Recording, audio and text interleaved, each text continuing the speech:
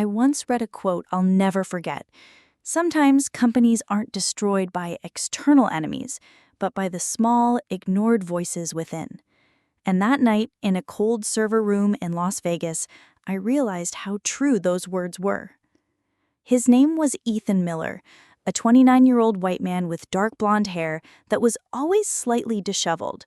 From the outside, he looked ordinary, just a skinny guy in a worn hoodie, tired eyes, and hands accustomed to typing quickly on a keyboard. But beneath that unassuming exterior lay a sharp mind, a code enthusiast who could read thousands of lines of logs like a novel. Ethan was born and raised in the suburbs of Las Vegas. The city, known for its neon lights, casinos, and wild nights, always felt foreign to Ethan. He grew up in a modest home with an electrician father and a nurse mother. While other kids were busy playing basketball on dusty courts, Ethan preferred to sit in the garage, tinkering with the old computer his father had bought from a thrift store. Since childhood, he had been accustomed to living in two worlds, the noisy, dusty real world and the quiet, digital world full of possibilities. The real world made him feel alienated, the digital world made him feel powerful. After graduating from the University of Nevada, he worked odd jobs as an IT technician. That was until a big name entered his life, Westbridge Commerce. Westbridge was a California-based e-commerce giant. They had just built a massive data center in Las Vegas to support their expansion. The company was hailed by the media as the future of American online shopping. Its stock soared, investors flocked, and an IPO was imminent. Ethan applied. Shortly after, he was accepted. His new position, IT security engineer, was based directly in the Las Vegas data center. The first day he arrived, Ethan felt like he had entered the belly of a digital giant. Long hallways filled with towering server racks, indicator lights flashing rhythmically, and the cold air biting to the bone. The sound of machinery whirring monotonously, like the beating of an artificial heart. For some, it might have felt foreign. For Ethan, it was home. But there was one figure who commanded everyone at Westbridge's respect, Darius Coleman. Darius was the vice president of technology, a 45-year-old black man. He was tall, well-built, always in a navy blue suit with a fancy tie. He was known for his charisma, his ability to charm investors, and his eloquence on camera. Every time he appeared on CNBC or the Wall Street Journal, Darius always said the same thing. Westbridge isn't just a company. We're the future of shopping in America. To the media and investors, Darius was a star. But to technical staff like Ethan, he was a distant figure who rarely cared about details. Small issues were often dismissed. Technical reports swept away with the terse phrase, "Take care of it. Don't let management know." That night, Ethan worked longer than usual. Outside, Las Vegas glowed with neon lights and the hustle and bustle of casinos. But inside the server room, there was only cold and the hum of machines. He sat alone in front of 3 large monitors, his eyes focused on the constantly moving rows of numbers and logs. The clock struck 11 p.m. Normally, he would have gone home by now, but something had been bothering him since the afternoon, a strange increase in traffic on the payment system. He reopened the logs, looking for any patterns he might have missed. Suddenly, something caught his eye. Login activity from an unfamiliar IP, repeatedly trying to log in through the payment API. At first, he thought it was a bot, but then he saw the way it was trying. It wasn't a simple brute force attack. There was a pattern. There was intent. His heart began to beat faster. He opened a terminal, typed a few lines of code, and then visualized the traffic. The pattern was clear. Someone was testing the entrance, bit by bit, like a burglar trying a doorknob in the middle of the night. His hairs on the back of his neck stand on end. Curiosity mixed with fear drove him to test it himself. He copied the same request, trying to log in through the API. 1 line of code. Enter. The server response came. Failed. He tried again with a slight variation. Enter. The response changed. This time, it wasn't a complete failure, but an access denied with different details. That meant there was a loophole. Ethan swallowed. He felt as if he'd grabbed someone's doorknob, turned it, and found it unlocked. He continued. Third line of code. Enter. The screen changed. This time, he'd penetrated deeper than he should have. Dummy customer data appeared. Account numbers, email addresses, test transactions. That meant he was inside. His hands began to shake. The cold room felt increasingly oppressive. The server hum turned into a menacing sound. He paused, massaging his temples. God, this is terrible. He knew that if he'd gotten this far in just a few minutes, then hackers out there could do much more. And the data at risk wasn't just dummy data. It was millions of real customers with real credit card numbers. The next morning, Ethan woke early. He sat in his apartment, his laptop open, writing a 12-page report. He wrote down every detail, the exploitation steps, the log evidence, the potential losses, and even the estimated fines from regulators in the event of a leak. With a heavy sigh, he pressed send. The report was sent to his highest-ranking officer, Darius Coleman. A few hours later, an email notification arrived. Ethan quickly opened it, hoping for a sign of seriousness. But it contained only one short sentence. Ethan, you're being too paranoid. Just focus on your task. Don't panic management with something as trivial as this. Ethan stared at the screen for a long time. He could hardly believe it. The detailed report he'd spent the night compiling, the data that clearly pointed to the danger, had all been rejected. He leaned back in his chair, staring out at the server room filled with flashing lights. The chill was piercing, as if the machines were mocking him. Outside, Las Vegas was bustling with its nighttime brilliance, but inside the server room, Ethan knew one thing. A major storm was approaching, and he was the only one who saw it. The night in Las Vegas felt strange for Ethan Miller. The usually steady hum of the Westbridge data center now seemed to harbor a dark secret. The green and red server lights flickered like irregular heartbeats, as if the machines knew more than the humans manning them. Ethan sat in his chair, his gray hoodie clinging tightly to his thin frame, his fingers trembling on the keyboard. He'd noticed something over the past week, unusual, unfamiliar login activity, not just once, but repeatedly, with a very regular pattern, like someone knocking on a door relentlessly, trying every combination until they found the right one. He opened the latest log file. There were IP addresses from Eastern Europe, then Southeast Asia, shifting like elusive shadows. To most people, these numbers would be meaningless, but to Ethan, they were a warning sign.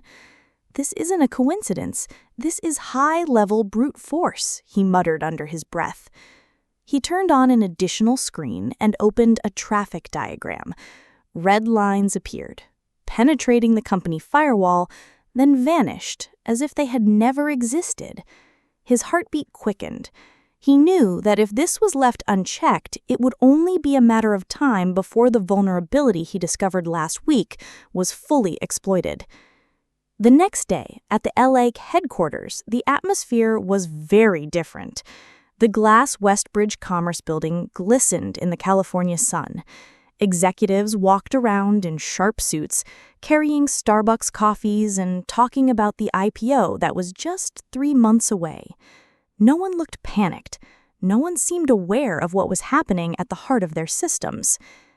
Ethan stood in a conference room with several other IT staff. His voice trembled as he presented his findings. On a large screen, a graphical attack log was clearly displayed. "Look at this pattern," he said, pointing to the screen. They're already in. It's only a matter of time before customer data is leaked. We need to act now. Shut down that open API, add a layer of authentication, and conduct a full audit." The room was silent, until a deep voice broke the tension. Darius Coleman, VP of IT, and his boss, sat at the head of the table. His navy blue suit was impeccable, his smile captivating despite his cold eyes. "You're paranoid, Ethan," he said casually. "Every major system experiences strange traffic. If we panic every time we see a red log, we'll never get going." "But, sir, this isn't just traffic. This is—" Ethan paused, feeling his own voice evaporate in the air. Darius waved a hand. "Focus on stability. Investors are waiting. The IPO is more important now. Don't create a drama." A few of the other managers chuckled, simply to appease their superiors. Ethan could only sit back, his blood boiling, but his tongue tied. 3 weeks later, a night in Las Vegas turned into a nightmare. Ethan was on duty when his monitor flickered. A flood of notifications came in. Customer databases, millions of rows of information were suddenly accessed simultaneously from overseas. Passwords, encrypted credit card numbers, email addresses, all pulled at lightning speed. "No way!" Ethan stood, his heart nearly exploding. He tried to disconnect. Too late. The attack was like a storm long in the making. Firewalls crashed, logging systems crashed. It all felt like a carefully planned scenario. Minutes later, emergency phones rang throughout the data center floors. Staff panicked and ran, but nothing could stop the leak. In Los Angeles, the morning began with a burst of news. Westbridge Commerce data breach, 20 million customers exposed. CNBC aired the breaking news. The Wall Street Journal wrote extensively about the security flaw.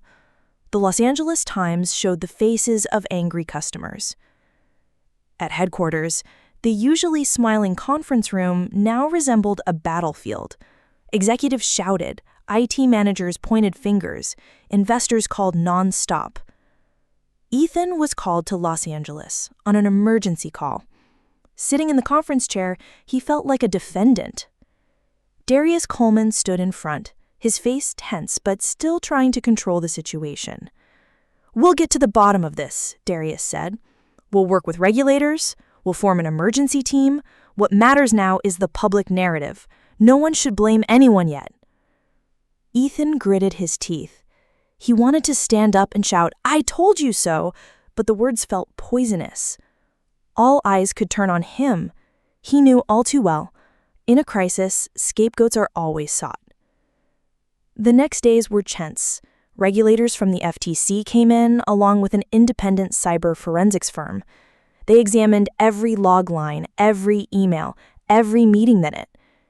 Ethan was called one by one to testify. He sat in a cold, white room before a team of auditors. "You work in a data center, right? Did you ever warn your superiors about this security hole?" He swallowed.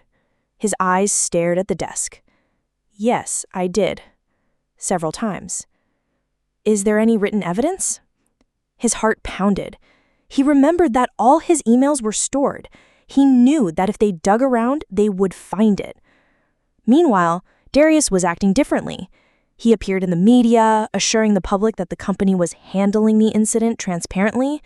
Inside the office, he yelled at staff, telling them to wipe out any traces that could link blame to upper management. At an emergency meeting, Ethan tried to speak. "We have to be honest, Darius. If regulators find out we covered up, the penalties could be even more severe." Darius glared at him. "You shut up, Ethan. You don't know this game. The business world isn't about right or wrong. It's about survival." The words cut deep. He knew his boss would never admit the truth.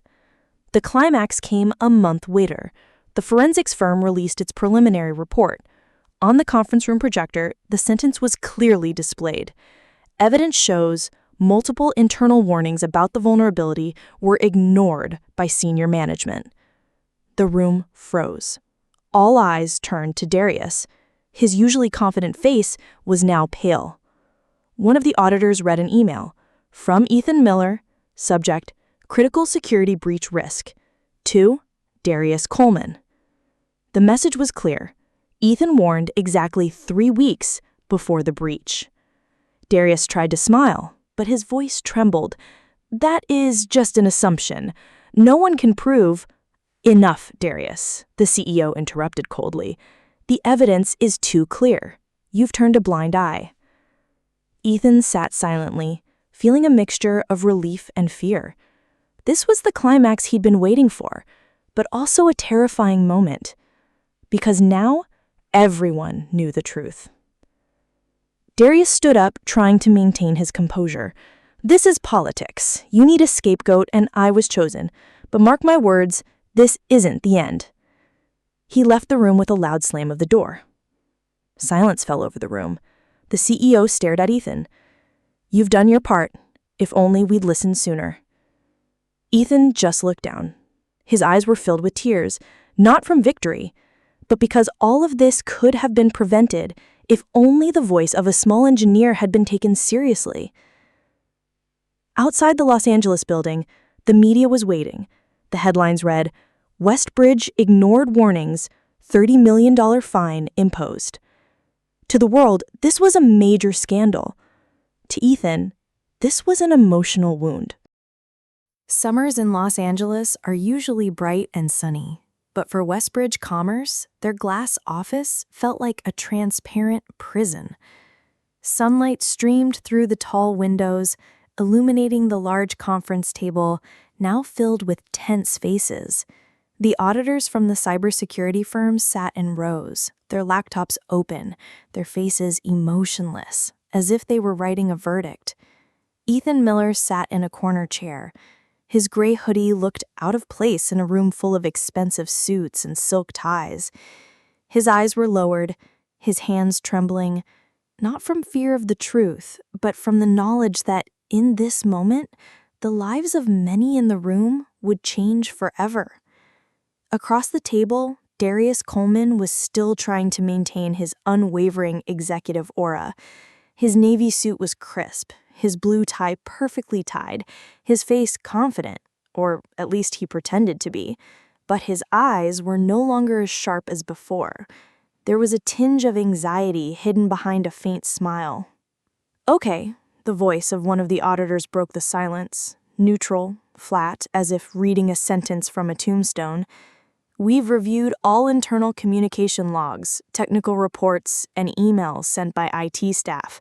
Preliminary results indicate that the security breach alert was raised long before the incident occurred. The room froze. Someone turned on the projector. On the screen, an email appeared in bold. From Ethan Miller to Darius Coleman. Subject: urgent. Security breach risks detected. The date was clearly displayed, 3 weeks before the major attack. Everyone turned to Darius. The charismatic executive maintained a slight smile, but his forehead glistened with sweat. That, he took a breath, his voice trembling slightly, was just a technical assumption. This young man, he's too paranoid. We all know no system is perfect. Another auditor immediately chimed in. But the records show you canceled the request for an additional audit.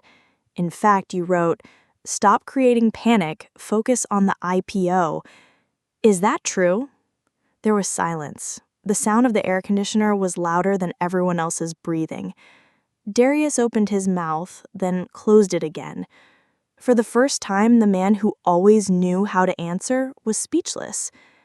Ethan finally looked up. He felt everyone's gazes, sharp, heavy, judging. I was just doing my job, he said quietly but clearly. I didn't want to look like a hero or a rebel. I just knew that if I kept quiet, millions of people would be killed. I tried to warn them. His voice trembled, but his honesty filled the room. The CEO, sitting at the head of the table, buried his face in his hands. His expression was filled with exhaustion, but also anger. Darius, he finally said, his voice cold. This isn't just negligence. This is a betrayal of trust. Darius struggled, his voice rising. "You don't understand the pressure from investors. I'm doing this for the company. The IPO is everything." But his words no longer carried any weight. He sounded like a defeated executive, not a charismatic leader. One of the board members stood. "Darius Coleman, effective today, you are temporarily suspended from all duties. A legal investigation will follow." Darius's chair creaked loudly as he stood, his face flushed, his eyes sweeping over everyone, then settling on Ethan. "You think you've won?" he said in a low, hateful voice. "You're just a pawn. Remember that." He walked away, the conference room door slamming loudly, echoing throughout the floor. The room was silent, but it wasn't a silence of fear. It was a silence of relief. The CEO looked at Ethan. There was exhaustion in her eyes, but also recognition. "If only we had heard your voice sooner." Ethan nodded slowly. He felt his chest tighten. There was no sense of triumph there, only sadness, because none of this would have happened if only the truth hadn't been ignored. Outside the Los Angeles building, a throng of media waited. Cameras, microphones, and shouted questions filled the hot afternoon air. The headlines from CNN, CNBC, and the Los Angeles Times were the same. Westbridge ignored engineers' warning, $30 million fine imposed. Investors were furious. Customers were closing accounts, stocks were plummeting.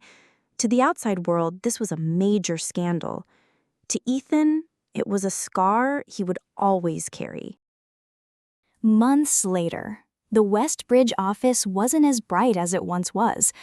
The IPO was postponed indefinitely, and the company was still busy paying fines and repairing its reputation.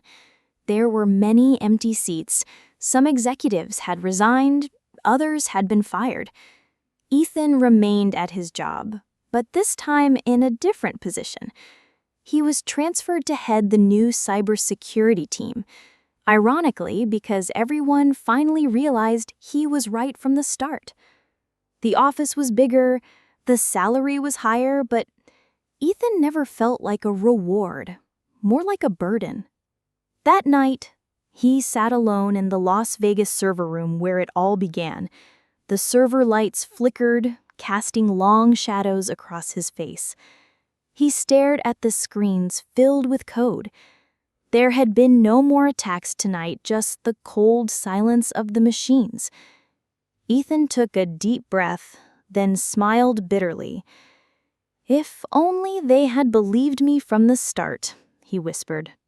Outside, Las Vegas glittered as usual, full of lights, full of false joy. But for Ethan, the sparkle was never the same. He knew that behind every screen, there was a truth that was easy to overlook, and he knows that sometimes one small voice can save millions, if only someone would listen. This story isn't just about an arrogant boss who ignored warnings, but also about how arrogance can destroy everything. In the modern world, the honesty of an engineer in a server room can be worth more than 1,000 sweet words from an executive. Never underestimate the small voice that carries the truth.